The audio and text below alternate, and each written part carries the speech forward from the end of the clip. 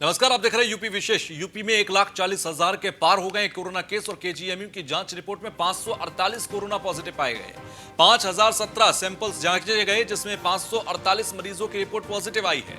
लखनऊ के 435 हैं नए मरीजों की पुष्टि। जो सबसे ज्यादा मरीज सामने आए 435 लखनऊ के हैं। बाराबंकी में 10, बस्ती में 4, शाहजहांपुर के 13 नए मरीज, प्रतापगढ़ के 9, हरदोई के 24, गोरखपुर के 10 नए मरीज हैं।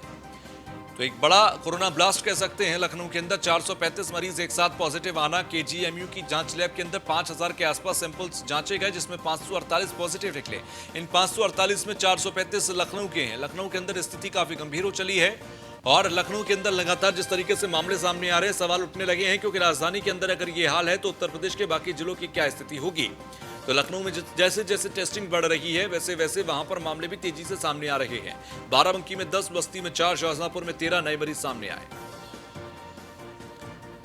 एसके वाजपेयी हमारे संवाददाता हमारे साथ जुड़ गए हैं। वाजपेयी, 435 मरीज पॉजिटिव पाए गए केजीएमयू की जांच लैब में लखनऊ के, क्या जानकारी इनके विषय में? बिल्कुल, जिस तरीके से हम देखें लगातार कोरोना के केस उत्तर प्रदेश में बढ़ रहे हैं। जिस तरीके से आज की रिपोर्ट आई है, 5,017 सैंपल की जांच हुई थी, जिसमें 548 नए कोरोना पॉजिटिव उत्तर प्रदेश में पाए गए हैं। लेकिन अगर हम राजधानी लखनऊ की बात करें तो 435 नए मरीजों में फिर से कोरोना की पुष्टि हुई है। राजधानी लखनऊ के बगल का जिला है बाराबंकी, जहां पे 10 नए मरीज पाए गए हैं। वहीं शाहजहांपुर में 13। ये वो जिले हैं जहां पर लगातार कोरोना के मरीज मिल रहे हैं। राजधानी लखनऊ के पास का जिला हरदोई है, जहां पर 24 नए मरीज पाए गए हैं। तो हम इस तरीके से देखें, लगातार कोरोना के मरीजों का आंकड़ा उत्तर प्रदेश में बढ़ रहा है। खास तौर पर लखनऊ की स्थिति ज्यादा खराब है, क्योंकि पहले से वहां पे प्रदेश में सबसे ज्यादा कोरोना के पॉजिटिव एक्टिव केसेस अस्पताल में भर्ती हैं। बावजूद इसके लगातार कोरोना के केसेस में बढ़ोतरी हो रही है, जो चिंता की बात जरूर है। जिस तरीके से उत्तर प्रदेश में अनलॉक के दौरान से कोरोना के आंकड़े बढ़े हैं, वो जी, लेकिन सीधे तौर पर अगर देखा जाए, क्योंकि राजधानी के अंदर सभी अधिकारी मौजूद हैं और वहां पर जो रणनीति बनती है ग्राउंड पर उतरनी चाहिए तेजी के साथ, इसके बावजूद भी वहां पर मामले तेजी से सामने आ रहे हैं। चूक किस स्तर पर हो रही है? बिल्कुल, अगर हम देखें तो चूक निश्चित तौर पर जिला प्रशासन की तरफ से है, क्योंकि अगर हम हमारे पास दूसरे जिलों का उदाहरण जरूर है, चाहे हम नोएडा की बात करें या फिर आगरा की बात करें। सबसे बड़ा उदाहरण उत्तर प्रदेश के लिए आगरा है, जहां सबसे ज्यादा केसेस थे। लेकिन जिला प्रशासन की सख्ती के बाद और लगातार त्वरित रूप से कदम उठाने के बाद कहीं न कहीं वहां पर बड़े पैमाने पर संक्रमण को रोका जरूर गया है। लेकिन अगर यही चीजें राजधानी लखनऊ के परिप्रेक्ष्य में देखेंगे तो निश्चित तौर पर वो जिस गति से बाकी के जिलों में काम हुआ है वो नहीं हो रहा है। हालांकि सभी विभागों के आला अफसर जरूर बैठते हैं, लेकिन जो चीजें हैं वो बैठक तक सीमित हैं। जमीन पर उतरकर उनकी कार्य योजना पूरी तरीके से फलीभूत होती हुई बिल्कुल नहीं दिख रही है।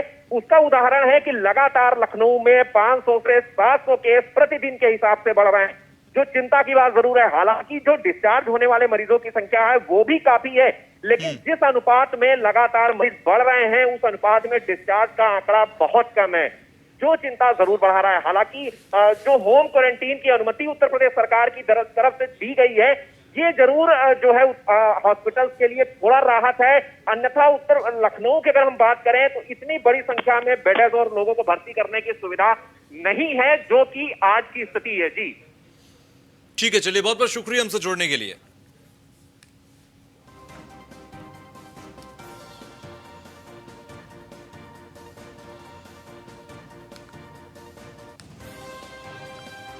यूपी में 1,40,000 के पार हो गए हैं कोरोना केस और लगातार बढ़ती संख्या कहीं ना कहीं प्रशासन के लिए और पूरी सरकार के लिए एक बड़ा सवाल है, क्योंकि राजधानी के अंदर 435 मामले एक साथ सामने आना बीते 24 घंटे में, ये एक बड़ी जानकारी भी है और बड़ा सवाल भी है। फिलहाल खबरों में आगे बढ़ते हैं। भदोही का जिक्र करेंगे। ज्ञानपुर के विधायक विजय मिश्रा गिरफ्तार हो गए हैं। मध्य प्रदेश के आगर जिले से मालवा से गिरफ्तार किए गए।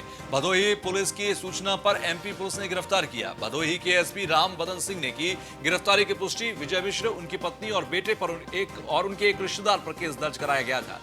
निषाद पार्टी के टिकट पर चुनाव जीते थे। विधायक विजय मिश्रा, यूपी पुलिस की टीम मध्य प्रदेश के लिए रवाना हो गई है और एमएलए की एमएलसी पत्नी रामलली और बेटा अभी तक फरार है। कृष्ण मोहन तिवारी की शिकायत पर यह गिरफ्तारी हुई है। अवैध रूप से पीड़ित की संपत्ति पर कब्जा करने और जान से मारने की धमकी देने का आरोप इनके ऊपर है। यूपी पुलिस की टीम मध्य प्रदेश के लिए रवाना हुई। मामला ये है कि कृष्ण मोहन तिवारी जो घनापुर के रहने वाले हैं, उन्होंने एक FIR लिखाई थी, क्राइम नंबर 273/2020। उसमें इनकी गिरफ्तारी के लिए हम लोग प्रयास कर रहे थे, तो हमको सूचना मिली कि ये यहाँ से भाग रहे हैं। तो हमने SP अगर जो मालवा रीजन में पड़ता है उनसे रिक्वेस्ट किया और हमारे रिक्वेस्ट पर इसको वहाँ डिटेन कर लिया गया है। सर, ये भी खबर आ रही थी कि रामलली भी गायब हैं, जो MLC हैं, उनके बारे में क्या खबर है? गायब कोई नहीं है। इस मुकदमे की गिरफ्तारी से बचने के लिए सब छिप रहे हैं। सर, 2 दिन पहले उन्होंने वीडियो वायरल किया था, तो क्या वो तब भी पुलिस गिरफ्तारी का प्रयास कर रही थी? 2 दिन पहले कब से प्रयास में है पुलिस? 2 दिन पहले गिरफ्तारी का प्रयास तो नहीं था, 164 का बयान हो रहा था।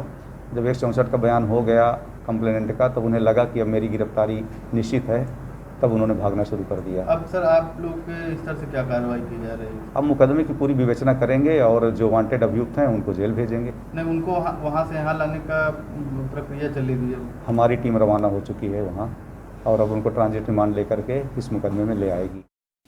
ब्रेक के बारे में फिर आप सभी का स्वागत। गाजियाबाद से खबर की पत्रकार विक्रम जोशी हत्याकांड का यह मामला है। पुलिस ने गैंगस्टर के तहत चार्जशीट फाइल कर दी है। आपको बता रहे कि सभी 10 आरोपियों को गिरफ्तार कर चुकी है पुलिस, और 20 जुलाई को हो चुकी थी पत्रकार की हत्या की गई थी, और उसके बाद अब जो जानकारी है वो ये है कि चार्जशीट फाइल की गई है पुलिस की तरफ से। 20 जुलाई को श्री विक्रम जोशी को हमलावरों द्वारा हमला करके घायल कर दिया गया था और दौरान उपचार उनकी मृत्यु हो गई थी। इस मामले की गंभीरता को देखते हुए 9 अभियुक्तों को 24 घंटे के अंदर गिरफ्तार कर लिया गया था। वहीं जो शेष अभियुक्त था, जिस पर 25,000 का इनाम था, उसको 5 अगस्त को गिरफ्तार किया गया था। सभी अभियुक्तों की गिरफ्तारी होने के साथ ही सभी टीमों को यह आदेशित किया गया था कि साक्ष्य संकलन की कार्रवाई शीघ्र पूर्ण करें और विवेचना में शीघ्र चार्जशीट लगाएं।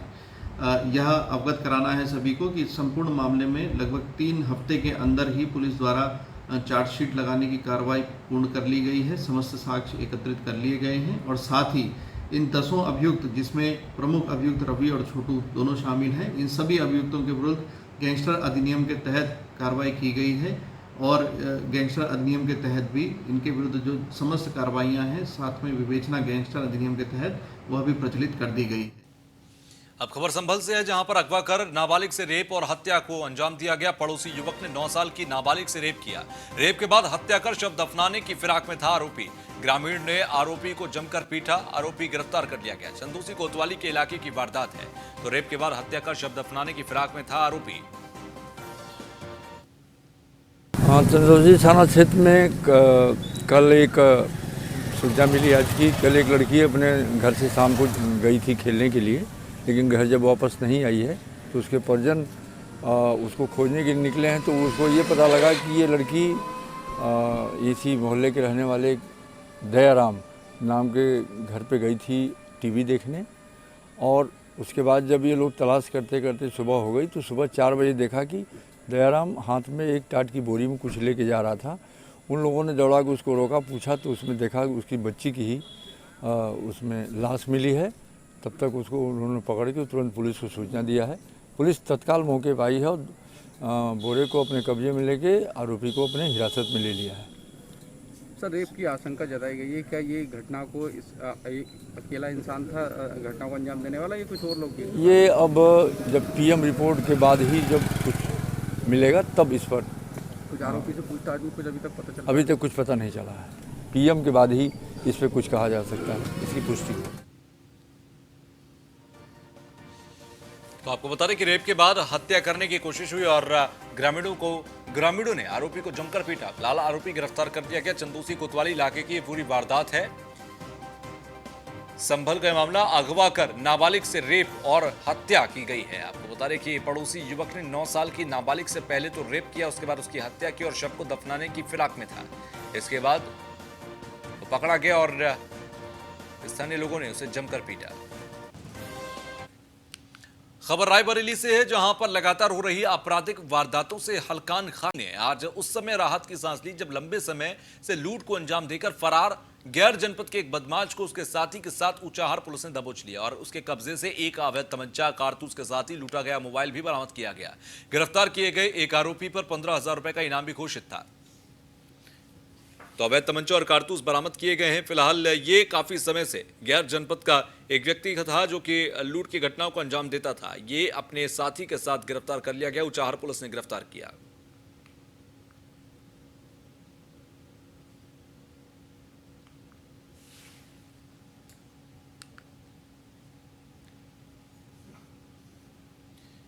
तो वहीं ग्रेटर नोएडा के शाहबेरी गांव के अंदर आशियाना खरीद कर रहने वाले लोगों के लिए एक नई मुसीबत खड़ी हो गई है। ग्रेटर नोएडा अथॉरिटी ने विज्ञापन देकर सभी तरह के निर्माण को अवैध घोषित कर दिया है और चेतावनी देते हुए भविष्य में शाहबेरी में होने वाली किसी भी दुर्घटना के लिए आम लोगों को अपनी जान और माल जिम्मेदार बताया है।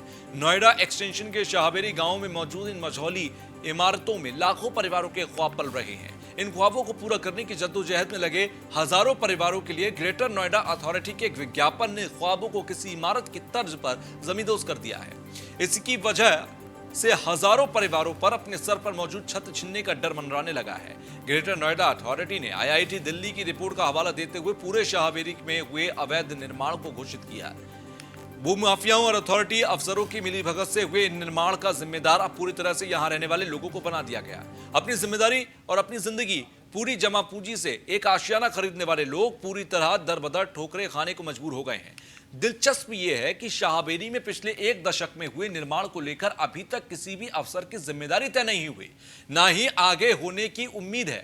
आखिर करोड़ों रुपए डकार के बैठे इन अफसरों पर कार्रवाई कब होगी, ये देखना होगा, क्योंकि शाहबेरी के अंदर अगर निर्माण हुआ तो ये अथॉरिटी और तमाम जो अधिकारी थे उनकी कहीं ना कहीं मौन सहमति कहिए या सहमति कहिए कि उनकी मर्जी से हुआ। उसके बाद लोगों ने अगर वहां पर अपने आसानी को खरीदा, वो इस भरोसे पर खरीदा कि अथॉरिटी की तरफ से सब कुछ होके होगा, और अब अथॉरिटी इसका पूरी तरीके से जिम्मेदार वहां के रहने वाले और उन लोगों को बना रही है जिन्होंने शाहबेरी में अपने आशियानों को खरीदा। अपनी जिंदगी की जमा पूंजी, अपने खून पसीने की कमाई को यहां लगाकर अपना आशियाना बसाने वाले लोगों के लिए अब यहां पर अथॉरिटी की तरफ से एक मुसीबत है।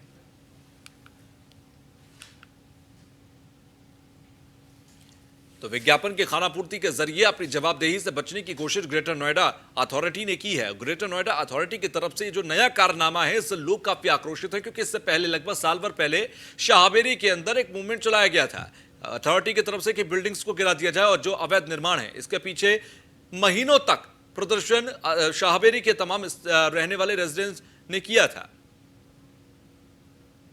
ग्रेटर नोएडा से हमारे संवाददाता खालिद जुड़ गए हैं। खालिद, जिस तरीके से शाहबेरी को अगर पिछले 2 साल से देखें, लगातार एक बार वहां पर लोगों की मौत हुई, निर्माण गिरा था, उसके बाद लगातार अवैध निर्माणों को गिराने की बात की जाती रही, वहां पर प्रदर्शन होते रहे, उसके बाद अथॉरिटी ठंडे बस्ते में चली गई और अब एक बार फिर से अथॉरिटी ने अपनी जवाबदेही को खत्म करने के लिए, जिम्मेदारी खत्म करने के लिए एक विज्ञापन चस्पा कर दिया है। जी बिल्कुल, इसमें कोई दो राय नहीं है कि नोएडा अथॉरिटी एक तरीके से पूरी इसमें अपना पल्ला झाड़ लेना चाहती है और सारी जिम्मेदारी जो है स्थानीय जो भूमाफिया हैं और जो भी यहाँ के एडमिनिस्ट्रेशन के जो लोग हैं उन पर डाल देना चाहती है, क्योंकि अथॉरिटी के अफसरों और भूमाफियाओं की मिली भगत से ही ये निर्माण हुए हैं। इसलिए अथॉरिटी अब इस मामले को पूरी तरीके से अपने दामन से हटा देना चाहती है। और ये ना सिर्फ शाहबेरी के लिए एक खतरनाक मोड़ होगा इस मामले में इस तरीके की कार्रवाई करना, क्योंकि शाहबेरी में करीब करीब हजारों परिवार ऐसे रह रहे हैं जिन्होंने अपना आशियाना वहां बना लिया है और बड़ी मुश्किलों से, बड़ी जद्दोजहद से उन्होंने अपना एक घर बनाया है और अब उनके ऊपर वो घर की जो छत है वो छीनने का डर और खतरा मंडराने लगा है। बिल्कुल, और खालिद साथ ही साथ सवाल ये है कि ये अथॉरिटी के तमाम जो अधिकारी जिनके रहते हुए ये अवैध निर्माण हुए, जिम्मेदारी तो उनकी होनी चाहिए कि उनके रहते हुए अवैध निर्माण हुआ। जो वहां पर खरीदने पहुंचा उसे क्या पता था कि, या बहुत सारे लोगों को जानकारी नहीं होती, उन्होंने खरीद लिया तो इसके जिम्मेदार तो ज्यादा अधिकारी हैं, अथॉरिटी है। जी, किसी भी शहर की जो अथॉरिटी होती है उसका ही जिम्मा होता है एक अच्छे शहर को बताना और उसकी जिम्मेदारी होती है पूरी, और पूरी तरीके से नोएडा अथॉरिटी के ऑफिशियल्स ही इसमें जिम्मेदार हैं। पिछले एक दशक से जब ये चला आ रहा है, निर्माण हो रहा है, कंटिन्यूअसली इमारतें वहां बन रही हैं और लोग वहां पर इन्वेस्टमेंट कर रहे हैं, या लोग जो middle class middle income group के जो लोग हैं वो अपना एक आशियाना वहां तलाश रहे हैं। तब कहाँ थे ये अफसर और कहाँ थे ये एडमिनिस्ट्रेशन के लोग और कहाँ गई थी अथॉरिटी? जाहिर सी बात है कि इसमें एक बहुत बड़ा भू माफिया, बिल्डर, अथॉरिटी ऑफिशियल्स और जो गठजोड़ है, इस पूरे गठजोड़ से ही यहाँ पर हजारों करोड़ रुपए का ये घोटाला हुआ है, जिसमें अब एक कॉमन इंसान जो है बहुत बुरी तरीके से फंस गया है। ठीक है, चलिए, बहुत बहुत शुक्रिया हमसे जुड़ने के लिए। अब खबर गाजियाबाद से है, जहां पर महिला की हत्या का खुलासा हुआ। आरोपी युवक को पुलिस ने गिरफ्तार किया। शादी का दबाव बना रहा था आरोपी शाहिद। ईंट से पीट कर मौत के घाट उतार दिया था और लूनी थाना क्षेत्र में 10 तारीख को हुई थी हत्या। तो आरोपी युवक को पुलिस ने गिरफ्तार किया। शादी का दबाव लगातार ये बना रहा था आरोपी शाहिद, और यहां ईंट से पीट कर मौत के घाट उतार दिया। तो लोनी थाना क्षेत्र में 10 तारीख को यह हत्या की घटना को अंजाम दिया गया था। अब खबर उन्नाव से, जहां पर शिक्षा विभाग के अधिकारियों की एक बड़ी चूक सामने आई। स्वतंत्रता दिवस पर जारी किया गया 2017 का आदेश। पुरानी कॉपियों पर ही दोहराए जाते हैं दस्तखत, और डीआईयूएस के आदेश में 2 जगह गलती हुई। जिला विद्यालय निरीक्षक ने भी बिना देखे साइन कर दिया। सभी खंड शिक्षा अधिकारियों को बांट दिया गया यह आदेश, और यह आदेश 2017 का था। पुराने कागजों पर ही दस्तखत कर दिया और इसे 2020 का बनाकर प्रेषित कर दिया गया।